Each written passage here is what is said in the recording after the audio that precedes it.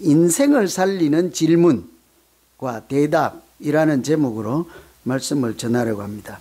철학자 프란시스 베이컨이라는 사람이 있는데 이 사람이 말하기를 신중한 질문은 지혜의 절반을 차지한다. 신중한 질문이 지혜의 절반이다. 그랬어요. 질문을 잘하면 좋은 답을 얻을 수 있는 지름길이다. 이런 얘기예요. 그래도 무슨 말인지 잘 모르면 여러분 우리 학교 다닐 때 공부 막 어려워서 헤매고 다녔잖아요. 여기 몇 분 빼고는. 그죠? 그럴 때 어때요? 질문 잘하는 학생이 공부를 못한다 잘한다? 어떻게 잘하세요? 공부도 못했으면서. 질문을 잘하는 학생이 공부를 잘하거든요. 그런데 질문을 잘한다는 것은 자주 하거나 막 이상한 질문 자꾸 하거나 이런 게 아니라고요. 예를 들어서 국어 시간에 산수 질문하면 잘하는 질문이에요? 아니라고. 또 질문이 생길 때마다 그냥 선생님 강의도 못하게 선생님 질문 있어요. 또 선생님 질문 있어요. 이런 게 아니라 질문의 내용이 상황에 맞고 또 모든 사람이 그 질문을 통해서 큰 깨달음을 얻을 수도 있고 유익한 질문, 이런 한 질문은 이게 아주 이게 뭐 지혜를 얻고 답을 찾아가는데 좋지요. 여기 원고 없는데 내 자랑 한번 해볼까 어쩔까. 이게 원로 목사님이 풀러 제가 박사학위 할 때 왔어요. 그래서 목회를 잘하는 청운의 꿈들이 있잖아요. 그래서 참 뭐 학생들하고는 질의응답하는 시간에 큰 교회 목사님이에요. 그러니까 우리 같은 사람들이 젊은이들이 뭐예요? 어떻게 하면 저 사람 저 목사님처럼 될까 이런 생각을 할 거 아니에요. 그러니까 어떻게 하면 교회 성장 비결이 무엇이요? 어떻게 하면 이렇게 그렇게 지도력 있게 할 거요? 이렇게 하는데 제가 가만 생각해 보니까 다 뻔한 질문이에요. 그런 거는 누구나. 그래서 제가 제 자랑이니까 용서하고 들으세요. 목사님은 개인적인 영성 훈련을 어떻게 하십니까? 그 물었어요. 하나님과 이렇게 개인적인 관계를 어떻게 잘 유지하고 관리하십니까? 좀 엉뚱한 질문이에요. 그죠? 근데 그 개인적으로 하나님과 만남, 영성 관리가 되지 않으면 큰 교회를 이끌어갈 수 안 되는 거죠. 우리도 마찬가지예요. 개인적인 하나님과 만남이 잘 되지 않으면 이 시간에 예배를 온전히 드릴 수 없는 거예요. 개인적으로 하나님과 만남이 잘 되지 않으면 주일날 교회에 올 수 있다 없다? 대답은 알면서 하기는 싫은 거죠.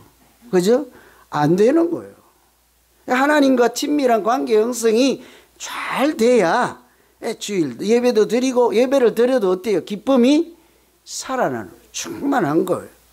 그 인생의 질문을 어떻게 하느냐에 따라 인생 자체가 달라져요. 여러분 공부뿐만 아니에요. 인생 자체도 질문에 따라서 자기 인생이 달라지는 거예요. 돈을 어떻게 하면 잘 벌까? 그 사람 인생의 내용이 뭡니까? 돈이죠. 내가 어떻게 쾌락을 즐길 수 있을까? 방법이 뭘까? 연구하는 사람의 인생 컨텐츠가 뭐겠습니까? 쾌락이죠. 그죠? 내가 무슨 내 인생에 관한 질문을 가지고 살아가느냐에 따라 달라져요. 그래서 좋은 질문이 좋은 인생을 만든다. 멋있죠? 그죠? 책 제목이에요. 책 제목. 제가 뭐 지어낸 얘기가 아니에요. 이런 책들이 있더라고요. 많아요. 좋은 질문이 좋은 인생을 만든다. 뭐 하기야 제가 여러분 인생을 잘 살거니 못 살거니 뭐 공부를 잘하거니 못하거니 관계없죠. 그런 건 관심 없어요. 여러분 잘 살거나 부자 되거나 부자 돼도 뭐 저 빵 사줄 것도 아니고 관계없어요. 근데 뭐가 문제라서 제가 이런 얘기를 할까요? 믿음은 다르다고요. 여러분 믿음 생활 잘 하느냐 못하느냐는 저한테 굉장히 중요한 문제예요. 제가 모른다 할 수가 없는 얘기예요. 일부 예배 때 교회 안 나오면 머리끄댕이를 잡고라도 내가 데려와야 된다고 그랬더니 끝나고 나서 목사님이 머리끄댕이가 뭡니까? 이러더라고요. 강조한 거예요. 잘 살거나 못 살거나 이런 거는 내가 관여할 바가 아니죠. 프라이버시의 문제이죠. 그러나 신앙의 문제는 제가 여러분이 삼천포로 빠지고 이단으로 가고 교회를 안 나오는데도 그냥 마음대로 사시오라고 할 수 없는 거예요.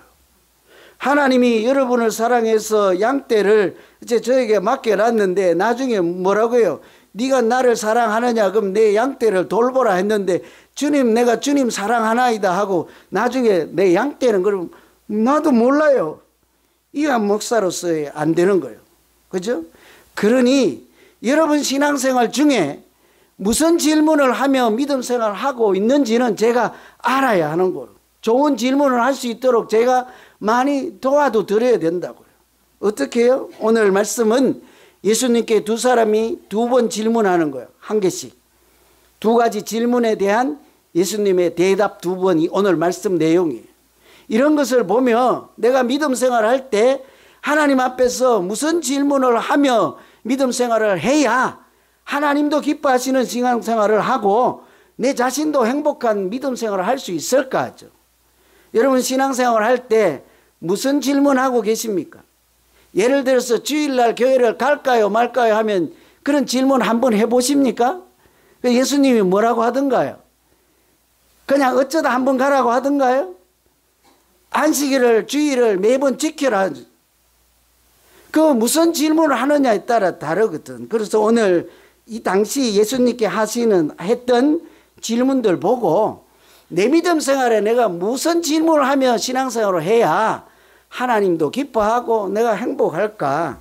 첫째는요, 무엇을 할까 보다 어떤 사람이 될까요? 사람은 보통 무엇을 할까가 고민이죠. 그죠? 예배 끝나고 뭐 하실까요?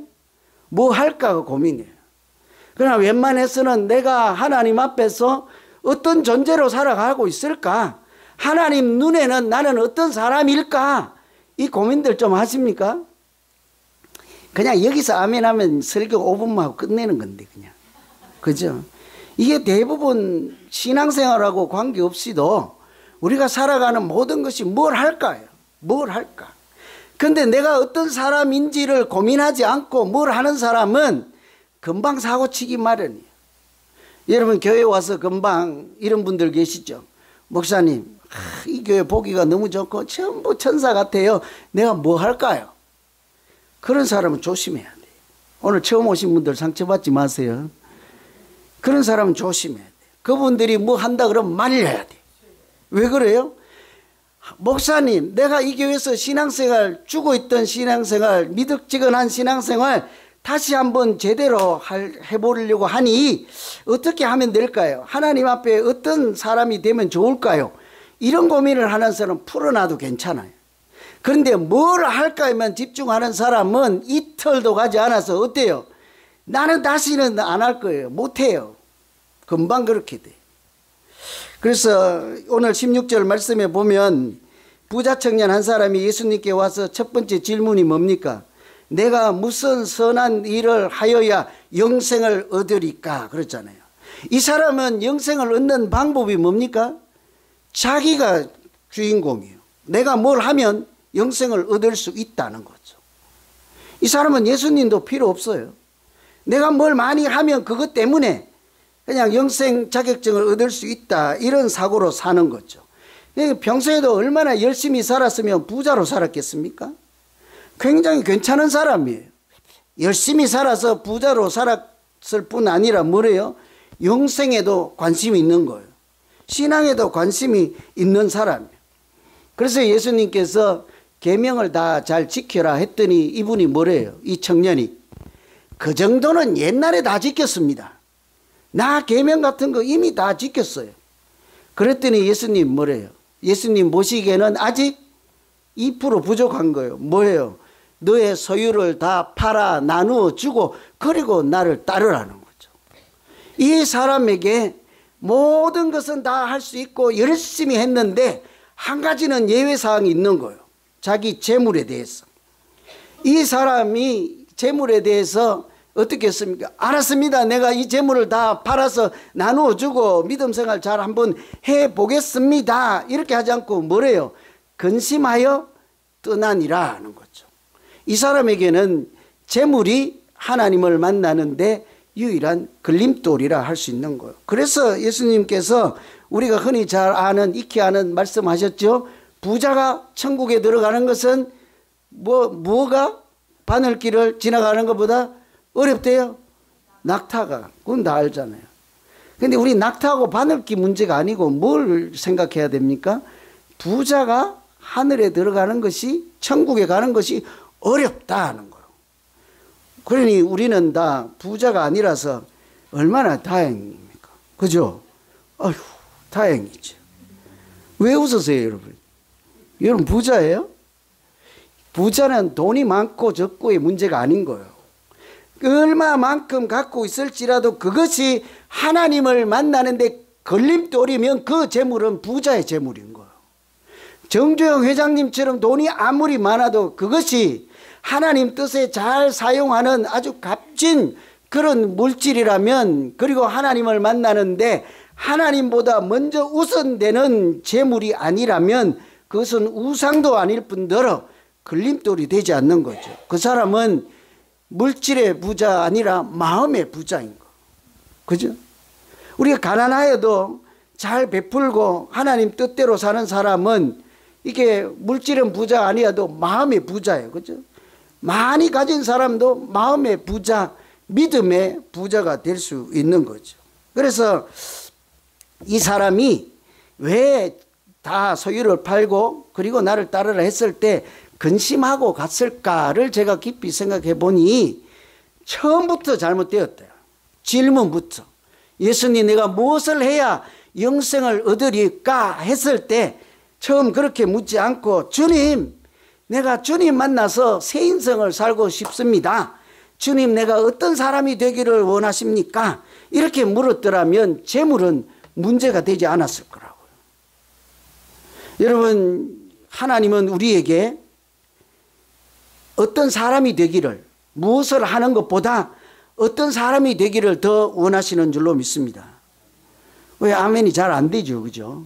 우린 다 무엇을 하는 사람들 존재거든요. 근데 한번 생각해 보세요. 마태복음은 설교가 5개로 되어 있습니다. 제일 첫 번째 설교의 첫 마디가 무엇입니까? 심령이 가난한 자는 복이 있나니 천국에 그들의 것이라 그랬잖아요. 거기가 이제 5개 설교 중에 첫 번째 설교예요. 첫 번째 설교에 제일 먼저 나오는 말씀이 다 뭡니까? 너희가 무엇을 하겠느냐, 이것을 하고 저것을 하고 이렇게 하면 천국에 한다, 이런 얘기가 아니라 심령이 가난한 사람이, 애통하는 사람이, 마음이 온유한 사람이, 마음이 청결한 사람이 다 어떤 사람이 하나님의 자녀로 살아갈 것인가, 이런 얘기를 했다고요. 됨됨이에서 얘기를 했거든요. 이것을 영어로 being이라고 하잖아요. 존재에 대한 질문이죠. doing, 뭐 하는 것에 대한 얘기가 아니잖아요. 그래서 라틴의 명언에도 이거 있습니다. 제가 발음은 찾아봤는데도 정확한지 모르겠어요. 에게레 세퀴투어 에세라는 말이 있어요. 그냥 원어 그대로. 행위는 존재를 따른다. 무슨 얘기예요? 우리 존재의 어떠함을 잘 알고 내가 어떤 사람이 되고자 하는 것에 철두철미하면 그 사람의 행실은요, 하나님이 기뻐하시는 착한 행실이 저절로 되는 거예요. 인품에서 말이 나오지 않습니까? 마음에 들어있는 것에서 생각이 나오지 않습니까? 이 마음의 인품에서 그 사람의 인생도 논하게 되는 거죠. 그래서 여러분, 우리 에스더 왕비 잘 알잖아요.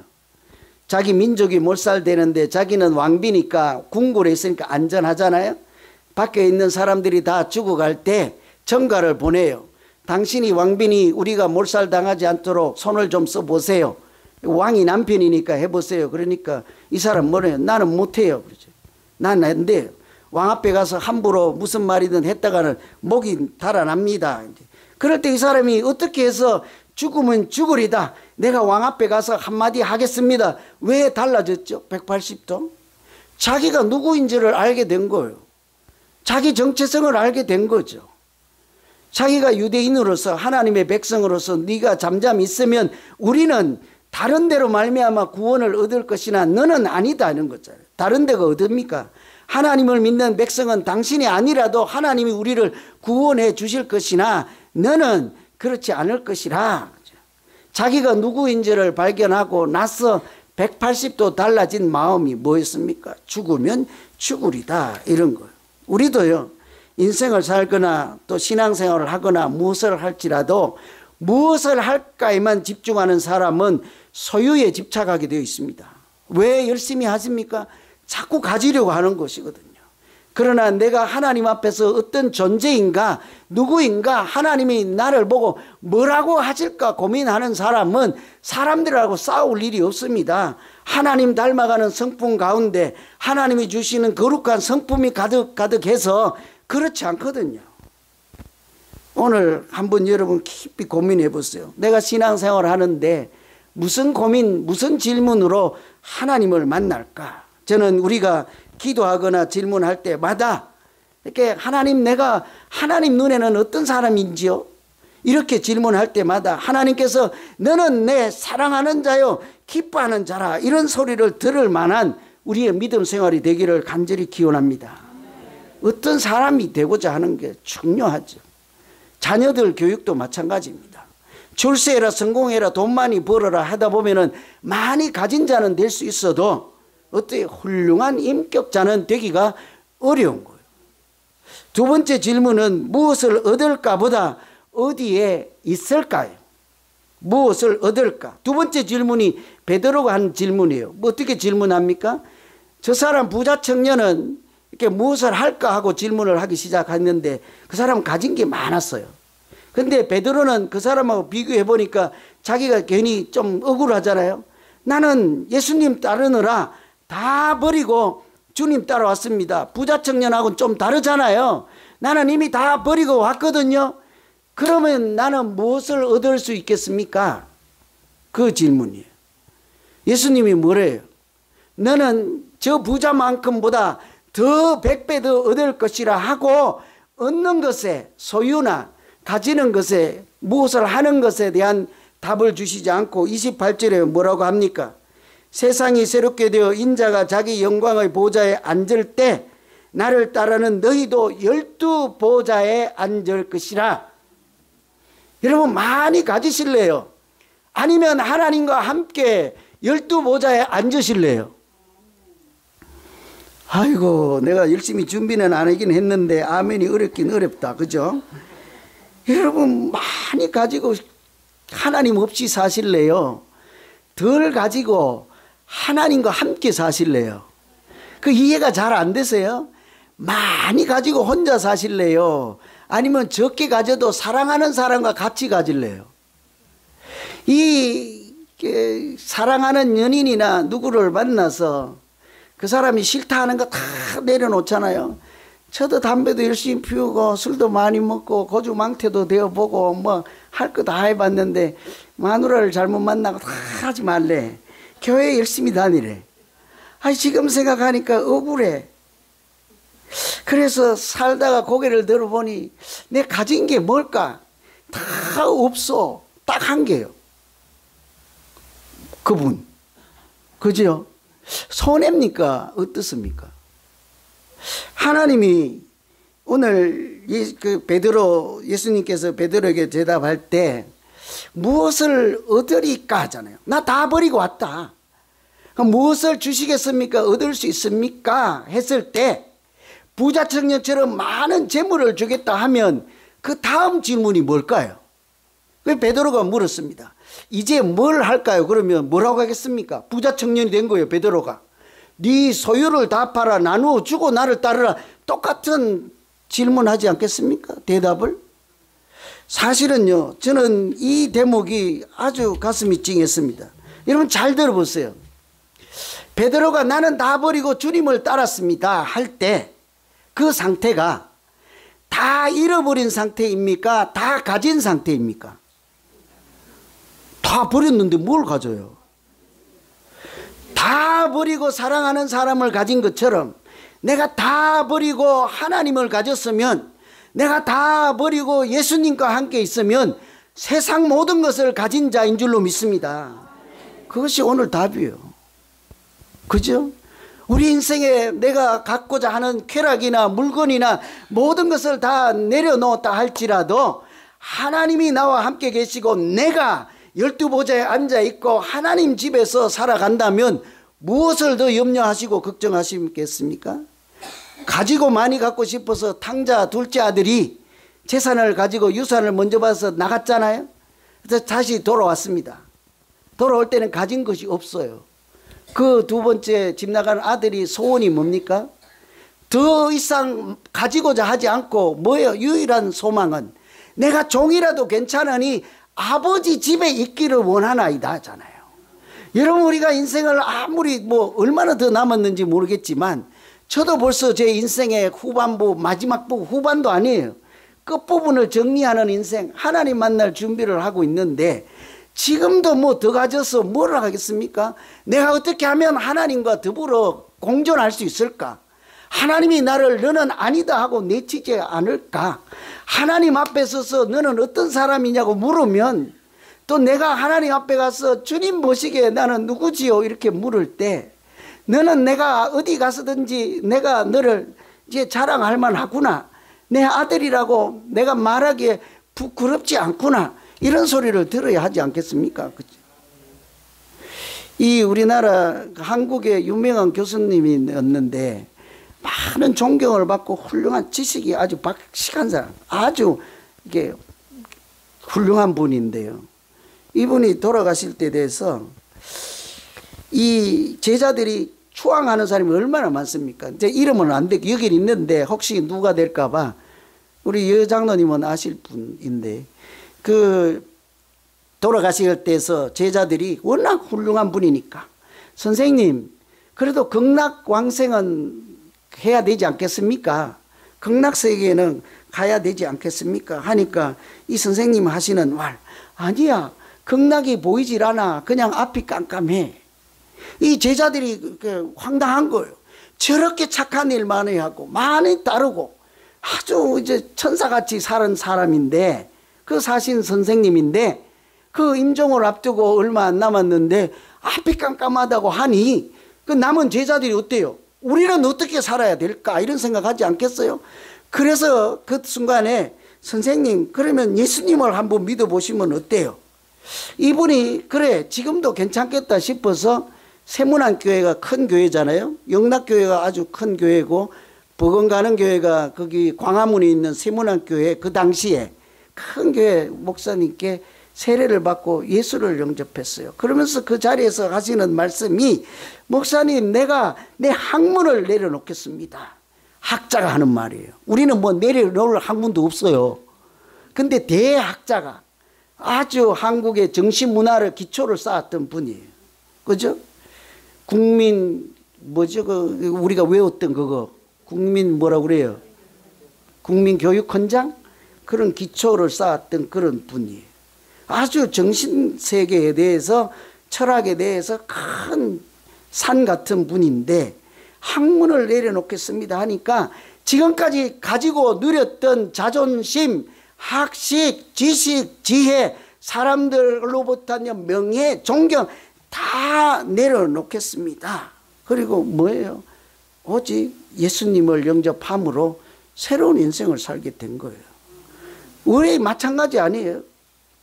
우리가 가진 것이 아무리 많이 가지고 착하게 살고 어떻다 한들 앞이 깜깜한 인생일 뿐인 거예요.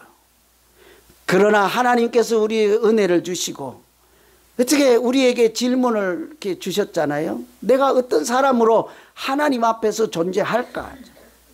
내가 하나님 없는 세상에 살아갈까? 아니면 내가 남들이 보기에는 좀 우스운 꼴일지라도 하나님 안에서, 말씀 안에서, 성령 안에서 살아갈까?